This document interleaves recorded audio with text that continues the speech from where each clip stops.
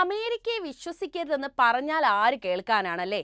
ട്രംപിനെ തലയിൽ കയറ്റിവെച്ച് നടക്കുകയായിരുന്നു ഇന്ത്യയുടെ പ്രധാനമന്ത്രി. എന്നിട്ടോ ഇപ്പോൾ ഇന്ത്യയുടെ ശത്രു രാജ്യങ്ങൾക്ക് മികച്ച പിന്തുണയാണ് അമേരിക്ക പ്രഖ്യാപിച്ചിട്ടുള്ളത്. ഇന്ത്യയും പാകിസ്ഥാനും ഒരുമിച്ചിരുന്ന് ഭക്ഷണം കഴിച്ചാൽ തീരാവുന്ന പ്രശ്നമേ ഇവിടെ ഉള്ളൂ എന്ന് പറഞ്ഞ മഹാനാണല്ലോ ഈ ട്രംപ്. നിങ്ങൾക്കറിയാമോ, ഞങ്ങളുടെ രാജ്യത്താണ് പാകിസ്ഥാൻ തീറ്റിപ്പോറ്റുന്ന ഭീകരവാദികൾ കയറി 26 പേരെ കൊന്നത്. നിരായുധരായ സാധാരണക്കാരായ 26 ജീവനുകളാണ് ഇന്ത്യക്ക് നഷ്ടമായത്. ഇന്നോടുകൂടി അതിന് 1 മാസം തികഞ്ഞു കഴിഞ്ഞു. ഇന്ത്യയുടെ നെഞ്ചിൽ കയറി കളിച്ചവന്മാരെ നിലയ്ക്ക് നിർത്തേണ്ടത് അമേരിക്കയുടെ അല്ല, ഇന്ത്യയുടെ മാത്രം ആവശ്യമാണ്. എന്നിട്ടും ഒരു സാധാരണ പാക് പൗരനെയും ആക്രമിക്കാതെ പാകിസ്ഥാൻ പട്ടാളം തീറ്റിപ്പോറ്റുന്ന ഭീകരവാദികളുടെ മാളത്തിലാണ് ഇന്ത്യ കയറി പണിതത്. പിന്നെ യുദ്ധം അവസാനിപ്പിക്കണമെന്ന് ആവശ്യപ്പെട്ട് കൃത്യസമയത്ത് അമേരിക്കൻ പ്രസിഡന്റ് വന്നുട്ടോ. ഒടുവിൽ വെടിനിർത്തൽ വന്നത് സമൂഹമാധ്യമമായ എക്സിലൂടെ ലോകത്തോട് പറഞ്ഞതും ഇതേ അമേരിക്കയാണ്. പ്രശ്നപരിഹാരത്തിന് അമേരിക്കയുടെ ശ്രമത്തിന്റെ ഫലമാണെന്ന് ലോകത്തോട് പറയാൻ വെമ്പുകയായിരുന്നു ട്രംപിന്റെ മനസ്സ്. ലോക സമാധാനത്തിന്റെ വക്താക്കളാണല്ലോ അല്ലേ അവർ. അതിന്റെ ഭാഗമായി ഈ പ്രശ്നം പരിഹരിച്ച ക്രെഡിറ്റും പോക്കറ്റിൽ കിടക്കട്ടെ എന്നാണ് ട്രംപ് കരുതിയത്. ഉടനെ തന്നെ ഈ പ്രശ്നത്തിൽ അമേരിക്കയുടെ യാതൊരു സഹായവും ഇന്ത്യ സ്വീകരിച്ചിട്ടില്ല എന്ന് വ്യക്തമാക്കി ഇന്ത്യയും മുന്നോട്ട് വന്നു. പ്രശ്നപരിഹാരം കണ്ടത് ഇന്ത്യയുടെയും പാകിസ്ഥാന്റെയും director general of military operation, അതായത് DGMO നടത്തിയ ചർച്ചകളാണ് എന്ന് ഇന്ത്യ നേരിട്ട് പറയുകയായിരുന്നു. ഇന്ത്യൻ സൈന്യത്തിലെ മുതിർന്ന ഉദ്യോഗസ്ഥരാണ് ഈ DGMOമാർ. അതായത് സാധാരണയായി ലഫ്റ്റനന്റ് ജനറൽ റാങ്കിലുള്ളവരായിരിക്കും ഇവർ. ഇന്ത്യയിലും അതിർത്തികളിലുമുള്ള എല്ലാ സൈനിക പ്രവർത്തനങ്ങളുടെയും മേൽനോട്ടം വഹിക്കാൻ ഉത്തരവാദിത്തമുള്ളവരാണ് ഇവർ. ഇരു രാജ്യങ്ങൾക്കുമിടയിൽ സംഘർഷമുണ്ടാകുമ്പോൾ പ്രതിരോധ തന്ത്രങ്ങൾ ആസൂത്രണം ചെയ്യുകയാണ് DGMOയുടെ ദൗത്യം പോലും. യുദ്ധം നടക്കുമ്പോഴും ഇരു രാജ്യങ്ങളുടെയും DGMO പദവിയിലുള്ളവർ മറ്റു രാജ്യങ്ങളിലെ DGMOമാരുമായിട്ട് ചർച്ചകൾ നടത്തും. സൈനിക ഓപ്പറേഷനുകൾ, കലാപം നിയന്ത്രിക്കൽ, സമാധാനം പുനഃസ്ഥാപിക്കൽ തുടങ്ങിയ ഉത്തരവാദിത്തങ്ങളും ഈ പദവിയിലുള്ളവർ വഹിക്കുന്നുണ്ട്. ഇന്ത്യയിൽ ആർമി, നേവി, എയർഫോഴ്സ്, ഇന്റലിജൻസ് ഏജൻസികൾ എന്നിവർക്കിടയിൽ പരസ്പരം ബന്ധപ്പെട്ടതും ഘടകമായതും പ്രവർത്തിക്കുന്നവരാണ് ഇവർ. രണ്ടു രാജ്യങ്ങളും തമ്മിലുള്ള അതിർത്തി തർക്കങ്ങൾ, വെടിനിർത്തൽ എന്നിവ പരിഗണിക്കുന്നതിലും പ്രധാന പങ്ക് വഹിക്കുന്നവരാണ് ഇവർ. ഇന്ത്യൻ സൈന്യത്തിന്റെ ഇപ്പോഴത്തെ DGMO ലഫ്റ്റനന്റ് ജനറൽ രാജീവ് ഗയാണ്. അദ്ദേഹം 2024 ഒക്ടോബർ 25-നാണ് സ്ഥാനമേറ്റത്. മേജർ ജനറൽ കാഷിഫ് അബ്ദുള്ളയാണ് പാകിസ്ഥാന്റെ DGMO. സംഘർഷ സമയങ്ങളിൽ ഇന്ത്യയുടെയും പാകിസ്ഥാന്റെയും DGMOമാർ ഹോട്ട്ലൈൻ മുഖേന ബന്ധപ്പെട്ട് സമാധാനത്തിനായുള്ള സാധ്യതകൾ ചർച്ച ചെയ്യാറുണ്ട്. സംഘർഷം രൂക്ഷമാകുന്ന ഘട്ടങ്ങളിലൊക്കെ ഇന്ത്യയുടെ പ്രതിരോധ തന്ത്രത്തിൽ DGMOയുടെ സ്ഥാനം അവിഭാജ്യമാണ്. നിലവിലെ പോലെ സംഘർഷങ്ങൾ കനക്കുന്ന സാഹചര്യങ്ങൾ സംഘർഷങ്ങൾ കൈകാര്യം ചെയ്യുന്നതിനും കുറയ്ക്കുന്നതിനും മറ്റു രാജ്യങ്ങളിലെ സൈനികരുമായോ ഉദ്യോഗസ്ഥരുമായോ ഇവർ നേരിട്ട് ആശയവിനിമയം നടത്താറുണ്ട്. സൈന്യങ്ങൾ തമ്മിലുള്ള സമ്പർക്ക കേന്ദ്രമായിരിക്കണം ഈ DGMO. സംഘർഷം രൂക്ഷമാകുന്ന സാഹചര്യങ്ങളിൽ ഒരു പരിധിവരെ പ്രൊഫഷണൽ വിശ്വാസം വളർത്തിയെടുക്കുക എന്നതാണ് ഇതിന്റെ ആശയം. സംഘർഷകാലത്ത് DGMO തലത്തിലുള്ള ചർച്ചകൾ ആശയവിനിമയത്തിനുള്ള ആദ്യപടിയായി വർത്തിക്കുന്നു. മെയ് 10-ന് വൈകിട്ട് പാകിസ്ഥാന്റെ DGMO ഇന്ത്യയിലെ ഹോട്ട്ലൈൻ വിളിച്ചതോടെയാണ് ഇന്ത്യയും പാകിസ്ഥാനും തമ്മിൽ വെടിനിർത്തൽ പ്രാബല്യത്തിലായത്. ട്രംപിന്റെ അവകാശവാദങ്ങളൊക്കെ വെറും പൊങ്ങച്ചം മാത്രമാണെന്ന വസ്തുത ഇന്ത്യ തന്നെ പുറത്തുവിട്ട സ്ഥിതിക്ക് മുൻ നിലപാടിൽ വെള്ളം ചേർക്കുന്ന ട്രംപിന് ഇനി സാധിക്കുകയുള്ളൂ. ഇന്ത്യയും പാകിസ്ഥാനും തമ്മിലുള്ള സമാധാന ശ്രമത്തിൽ തിടുക്കം കൂട്ടിയ അമേരിക്കയുടെ കണ്ണുകൾ സത്യത്തിൽ സ്വന്തം ലാഭത്തിൽ തന്നെയായിരുന്നു.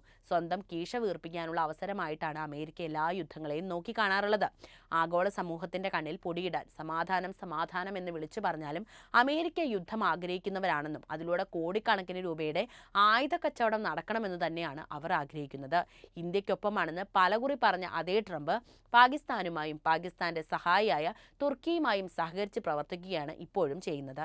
ഇന്നും ട്രംപിന് സ്തുതി പാടുന്നവരുടെ പ്രത്യേക ശ്രദ്ധയ്ക്ക് നമ്മുടെ രാജ്യത്തിനിട്ട് പണിയുന്ന രാജ്യത്തിനും അവരുടെ കിങ്കരന്മാർക്കും പൂർണ്ണ പിന്തുണയുമായിട്ടാണ് അമേരിക്ക ഇപ്പോൾ നൽകുന്നത്. ഇന്ത്യയുടെ ഫ്രണ്ട് അല്ല ട്രംപ് എന്നാണ് ഈ നീക്കത്തിലൂടെ നമ്മൾ ഇന്ത്യക്കാർ തിരിച്ചറിയേണ്ടത്. ട്രംപിന്റെ കുടുംബത്തിന് ഓഹരി പങ്കാളിത്തമുള്ള ക്രിപ്റ്റോ കറൻസി കമ്പനിയുമായി പാകിസ്ഥാൻ സുപ്രധാന കരാറിലെത്തിയെന്നാണ് ടൈംസ് ഓഫ് ഇന്ത്യ റിപ്പോർട്ട് ചെയ്യുന്നത്. ട്രംപ് കുടുംബത്തിന്റെ 60% ഓഹരി പങ്കാളിത്തമുള്ള വേൾഡ് ലിബർട്ടി ഫിനാൻഷ്യലും പുതുതായി രൂപീകരിച്ച പാകിസ്ഥാൻ ക്രിപ്റ്റോ കൗൺസിലും തമ്മിലാണ് ഏപ്രിൽ അവസാനം കരാറിലെത്തിയത്. പഹൽഗാം ഭീകരാക്രമണത്തിന് തൊട്ടു പിന്നാലെയാണ് കരാർ ഒപ്പിട്ടതെന്നും ടൈംസ് ഓഫ് ഇന്ത്യ റിപ്പോർട്ട് ചെയ്യുന്നു.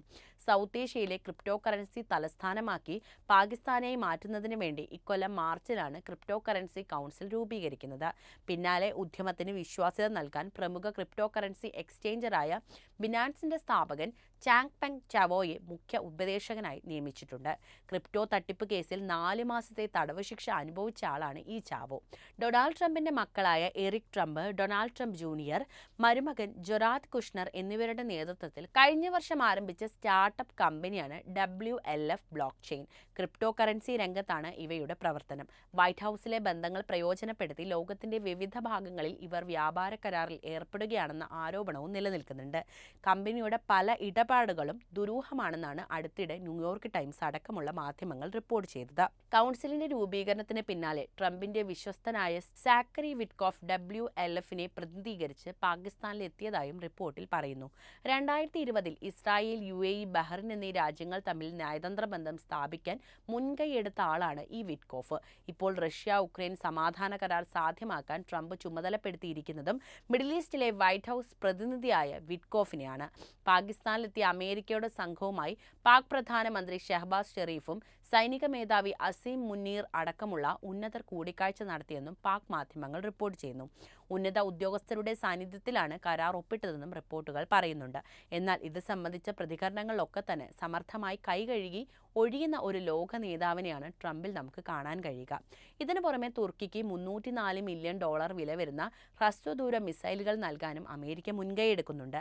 ആകാശത്ത് നിന്നും തൊടുക്കാവുന്ന AIM 120 C8 advance medium range air to air മിസൈലുകളാണ് കൈമാറുന്നത്.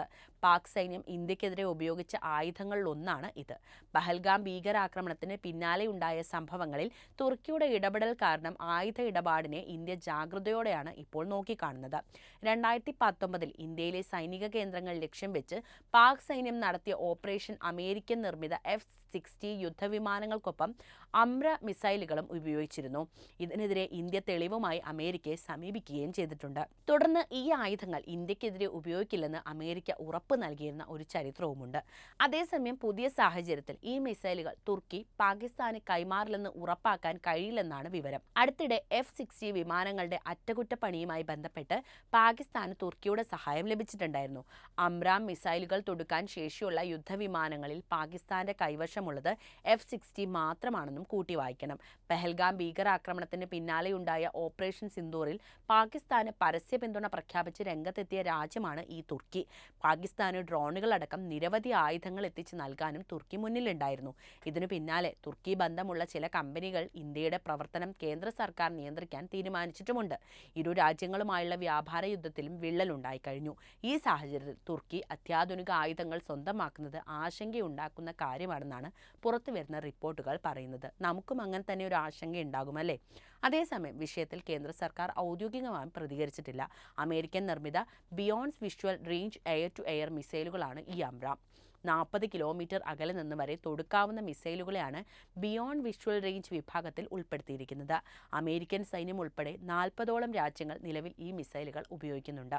ഇത്തരത്തിലുള്ള 53 മിസൈലുകളും തുർക്കിക്ക് $225 മില്യൺ കൈമാറുന്നത്. ഇതിനു പുറമെ 60 ബ്ലോക്ക് 2 മിസൈലുകളും $79.1 മില്യൺ നൽകും. മിസൈലുകൾക്കൊപ്പം ഗൈഡൻസ് സംവിധാനം, സ്പെയർ പാർട്സ്, ആക്സസറി, സാങ്കേതിക എഞ്ചിനീയറിംഗ് സഹായം എന്നിവയും അമേരിക്ക നൽകുന്നുണ്ട്. നാറ്റോ സഖ്യകക്ഷിയായ തുർക്കിയുമായുള്ള സൈനിക വ്യാപാര ബന്ധം ഊട്ടിയുറപ്പിക്കുന്നതിന്റെ ഭാഗമായിട്ടാണ് ആയുധ ഇടപാടെന്നാണ് അമേരിക്കൻ വൃത്തങ്ങൾ നൽകുന്ന വിശദീകരണം. അടുത്തിടെ റഷ്യൻ നിർമ്മിത S-400 വ്യോമ പ്രതിരോധ സംവിധാനം തുർക്കി സ്വന്തമാക്കിയിരുന്നു. സിറിയൻ കുർദിഷ് വിമതർക്ക് അമേരിക്ക പിന്തുണ നൽകുന്നതും അസ്വാരസ്യങ്ങൾക്ക് കാരണമായിട്ടുണ്ട്. എന്തായാലും ഇപ്പോൾ അമേരിക്ക ചെയ്യുന്നത് ഇരട്ടത്താപ്പ് തന്നെയാണ്. അപ്പോൾ ഈ വിഷയത്തിൽ നിങ്ങളുടെ അഭിപ്രായം അറിയാൻ താല്പര്യമുണ്ട്. എന്തായാലും കമൻറ്റ് ചെയ്യുക. ഒപ്പം ഈ അറിവുകൾ എല്ലാവരിലേക്കും എത്താൻ വീഡിയോ ഒന്ന് ലൈക്ക് ചെയ്യാനും ഷെയർ ചെയ്യാനും പ്രത്യേകം ശ്രദ്ധിക്കുമല്ലോ.